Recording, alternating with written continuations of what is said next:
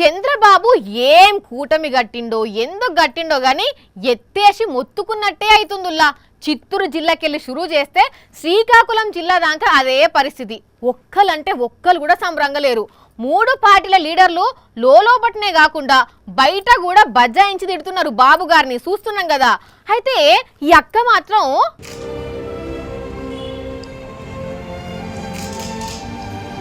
ఊకో అక్క ఊకో, ఏడవకు. నువ్వు అట్లా ఏడిస్తే నిన్ను నమ్ముకొని నీ వెంట జెండా పట్టుకొని తిరిగేటోళ్ళు ఇంకెట్లు ఏడుస్తారు అక్క. అగో నువ్వు కళ్ళ పొంటి నీళ్లు తీస్తే పక్కన కూర్చున్న చిన్నక్క కూడా ఏడవబట్టే.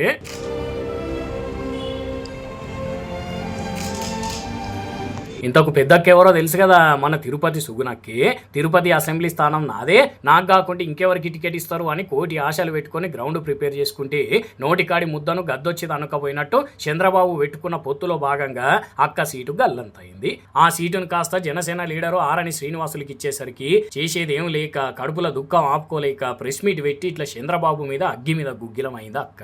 నేను గమ్మునున్నా గానీ కార్యకర్తలు ఊకోరు, మళ్ళా ఆలోచన చేయాలి, నా సీటు నాకు ఇయ్యాలని కోరింది అక్క. అయినా అక్క చంద్రబాబు బుద్ధి తెలియదా, సొంత మామనే వెన్నుపోటు పొడిచే ఆయన మీదనే పోటీ చేస్తానని చెప్పి అట్లాంటి ఆయన మీద ఎట్లా నమ్మకం పెట్టుకున్నావో నీకే తెలియాలి. కానీ చంద్రాలు మామూలుగా ఏడిపిస్తలేడు పోండి.